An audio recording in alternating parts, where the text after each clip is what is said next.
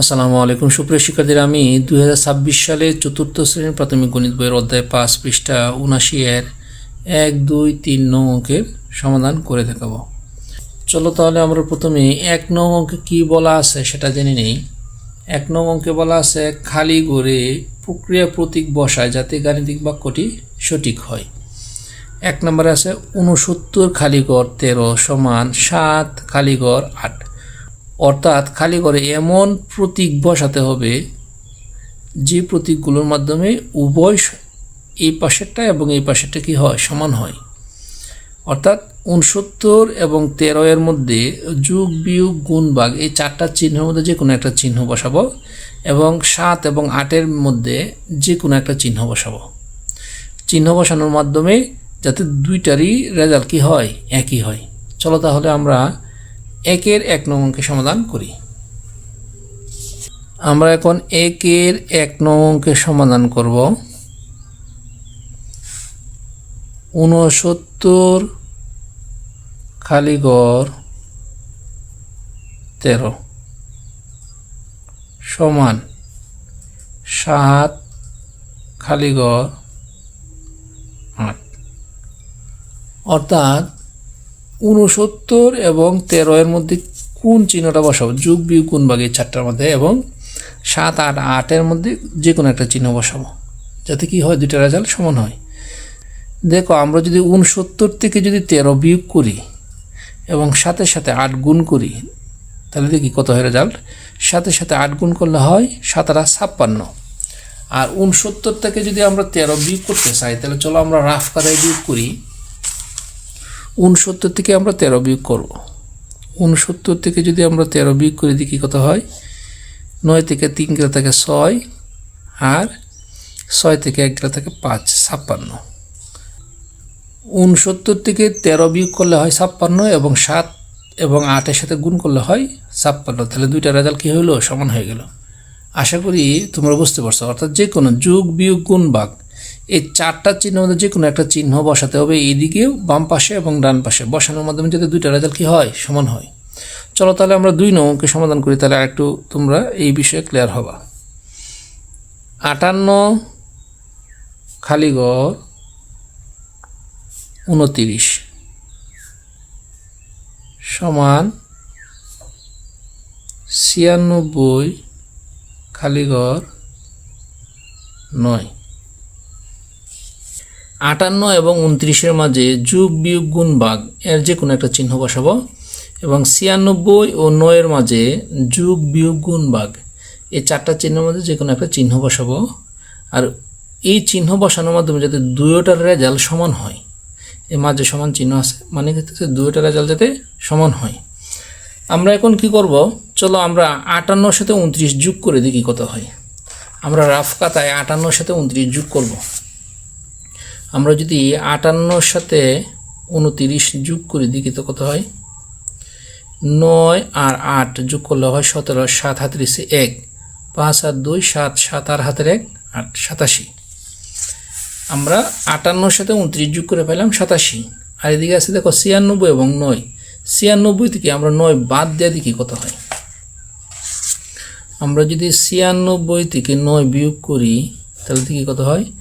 উপরে আছে 6, নিচে আছে 9, তাহলে 6-এর সাথে মনে মনে 1 ধরতে হবে, তাহলে হবে 16। 16 থেকে যদি আমরা 9 বাদ দিই তাহলে হলো 7।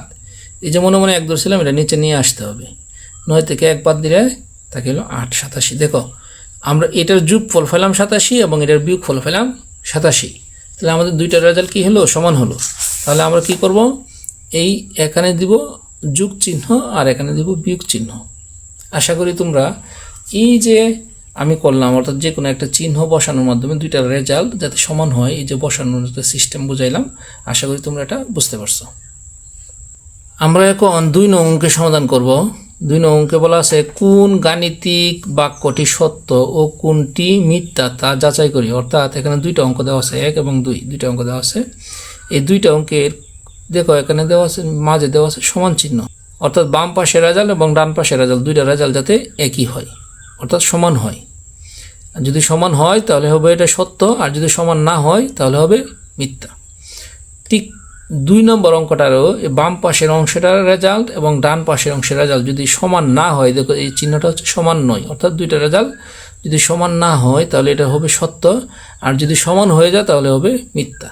চলো তাহলে আমরা 2 এর 1 ও 2 নং অঙ্কের সমাধান করি।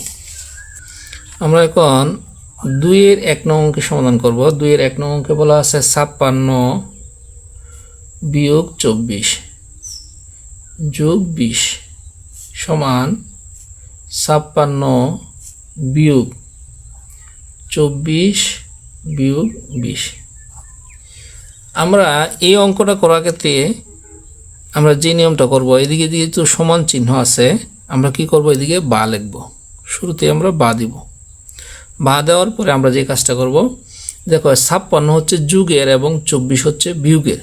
চলো আমরা 56 থেকে 24 বিয়োগ করে দেখি কত হয়। আর এই বিয়োগটা অবশ্যই আমরা কি খাতায় করব, রাফ খাতায় করব। তাহলে আমরা 56 থেকে 24 বিয়োগ করব। 56 থেকে 24 বিয়োগ করে দেখি তো কত হয়। 6 থেকে 4 গেলে থাকে 2, 5 থেকে 2 বাদ দিলে থাকে 3, 32। তাহলে আমরা এখানে লিখব 32, অর্থাৎ এই দুইটা কাজ শেষ। তাহলে রইল কত, যোগ 20 সমান, এখানে দেখো 56 বিয়োগ প্রথম বন্ধনী যেহেতু আছে তাহলে প্রথম বন্ধনীর কাজটা আগে করতে হবে।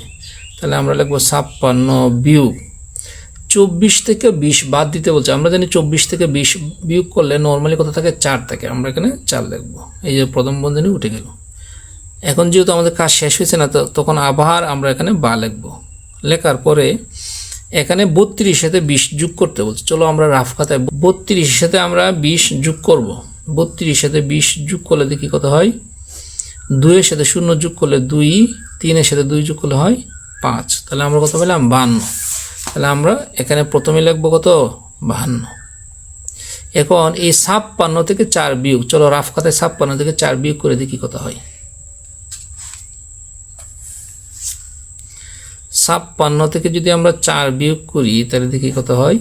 6 থেকে 4 বাদ দিলে থাকে 2 আর 5 5, তাহলে 52। তাহলে 56 থেকে 4 বিয়োগ করলে হয় 52।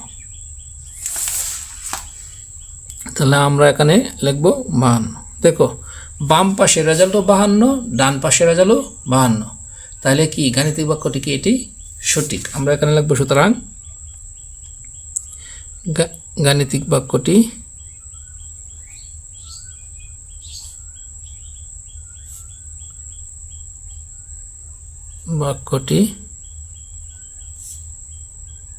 সত্য। আশা করি তোমরা এই 2 এর 1 নং অঙ্কের সমাধান বুঝতে পারছো। চলো তাহলে আমরা এখন 2 এর 2 নং অঙ্কের সমাধান করি। 2 এর 2 নং অঙ্কে বলা আছে 200 বিয়োগ 25 গুণ 4 সমান 9। প্রথম বন্ধনী 200 বিয়োগ 25 গুণ 4। এখানে যেহেতু ভিতরে একটা চিহ্ন আছে সমান নয়, সেহেতু আমরা প্রথমেই অঙ্ক করার শুরুতে আমরা কি লিখব, বা লিখব। এখন দেখো আমরা কোন কাজটা করব। প্রথমে দেখো বাম পাশের অংশে এখানে 200 বিয়োগ 25 গুণ 4।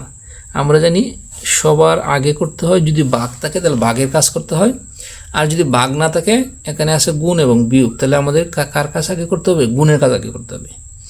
চলো তাহলে আমরা গুণের কাজটা আগে করি। তাহলে এখানে যা আছে তাহলে লিখব 200 বিয়োগ। এখন যদি 25 সাথে 4 গুণ করি, আমরা জানি 4 25 কত, 100। এই যে 4 25 100 লিখলাম। পরে এই যে চিহ্ন যেটা আছে এটা লিখবো, সমান 9। এখন এখানে কোন কাজটা করবো আগে, এখানে কিন্তু প্রথম বন্ধনীর কাজ সবার আগে করতে হবে, কারণ বন্ধনীর কাজ আগে, তারপর হলো অন্য কাজ। তো বন্ধনীর মধ্যে কি আছে, 200 বিয়োগ 25। চলো আমরা 200 থেকে 25 রাফ খাতায় বিয়োগ করে দেখি কত হয়। আমরা যদি 200 থেকে 25 বিয়োগ করি দেখি কত হয়। উপরে যেহেতু 0 আছে তাহলে এটা ধরতে হবে 10। 10 থেকে যদি আমরা 5 বাদ দিই তাকে হলো 5। এই যে 10 ধরছিলাম, মনে মনে 1 ধরছিলাম, এই 1 2 এর সাথে এনে যোগ করবো, 3 হয়ে যাবে। আবার এই 0 যেহেতু আছে না, মনে মনে 1 ধরে 10 ধরতে হবে, তাহলে 10 হলে কত হবে, 10 থেকে আমরা 3 বাদ দিব, 10 থেকে 3 বাদ দিলে থাকে 7। এই যে মনে মনে 1 ধরছিলাম এটা নিচে নিয়ে আসবো। এখন 2 থেকে 1 বাদ দিলে থাকে 1, 175। তাহলে 200 থেকে 25 বাদ দিলে রেজাল্ট কত হয়, 175। তাহলে আমরা প্রথমে লিখব 175 গুণ 4। এখন আমরা 200 থেকে 100 বাদ দিব। আমরা 200 থেকে যদি 100 বাদ দিই, আমরা নর্মালি জানি 200 থেকে 100 বাদ দিলে থাকে কত? 100 থাকে। এই যে 100 লিখলাম, তারপর এই চিহ্ন যেটা আছে এটাই লিখবো, সমান নয়। এখন দেখো 175 সাথে 4 গুণ করতে বলছে। চলো আমরা 175 সাথে 4 গুণ করে দেখি কত হয়। আমরা 175 সাথে 4 গুণ করে দেখি কত হয়। 4 5 20, 0 হাতে রয়েছে 2, 4 7 28 আর 2 30, 0 হাতে রয়েছে 3, 4 কে 4, 4 আর হাতের 3 হলো 7। তাহলে 175 সাথে 4 গুণ করলে হয়েছে 700। তাহলে 175 সাথে 4 গুণ করে আমরা কত পাইছি? 700। আমরা এখানে কত লিখবো? 700 লিখবো। এখন দেখো এই যে সমান নয়, অর্থাৎ কি এই পাশে আছে 100, এই পাশে এই ডান পাশে আছে 700। তাহলে 100 আর 700 তো কোনো সময় সমান নয়। যেহেতু সমান নয়, সুতরাং গাণিতিক বাক্যটি সত্য। তাহলে আমরা এখানে লিখবো, সুতরাং গাণিতিক বাক্যটি সত্য। সুপ্রিয় শিক্ষার্থীরা, আশা করি তোমরা এই 2 এর 2 নং অঙ্কের সমাধান বুঝতে পারছো। আমরা এখন 3 নং অঙ্কের সমাধান করব। 3 নং অঙ্কে বলা আছে সুমির উচ্চতা 132 সেন্টিমিটার, মিতুর উচ্চতা সুমির উচ্চতা অপেক্ষা 5 সেন্টিমিটার বেশি। রিতার উচ্চতা 141 সেন্টিমিটার। মিতু ও রিতার উচ্চতার পার্থক্য কত? আমরা এখন 3 নং সমাধান করব। সুমির উচ্চতা দেওয়া আছে, তাহলে সুমির উচ্চতা কত? সুমির উচ্চতা 132 সেন্টিমিটার। এটা হচ্ছে সুমির উচ্চতা। এখন কথা হচ্ছে মিতুর উচ্চতা সুমির উচ্চতা অপেক্ষা 5 সেন্টিমিটার বেশি। তাহলে মিতুর উচ্চতা 5 সেন্টিমিটার বেশি। তাহলে আমরা লিখব, সুতরাং মিতুর উচ্চতা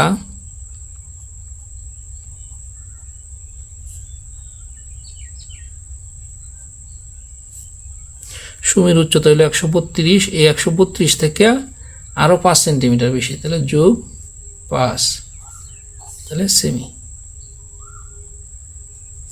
তাহলে আমরা এখানে লিখবো কত? 132 সাথে 5 যোগ করলে হয় 137 সেমি। তাহলে মিতুর উচ্চতা আমরা পেয়ে গেলাম। রিতার উচ্চতা দেওয়া আছে। চলো আমরা মিতু রিতার উচ্চতার পার্থক্য বের করি। তাহলে রিতার উচ্চতা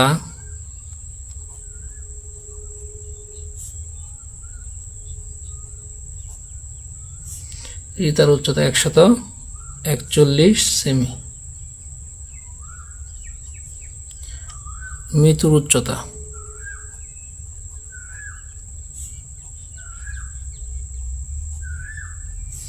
137 সেমি। পার্থক্য মানে হচ্ছে বিয়োগ। তাহলে আমরা লিখব, সুতরাং পার্থক্য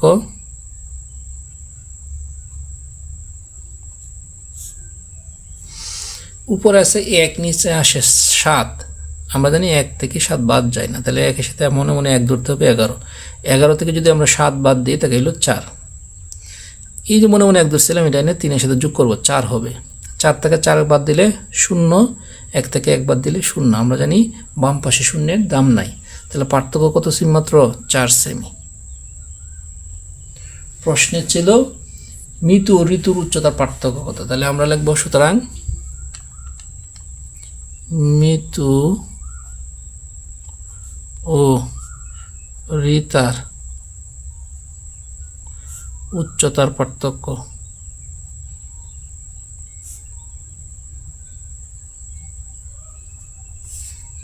4 সেমি।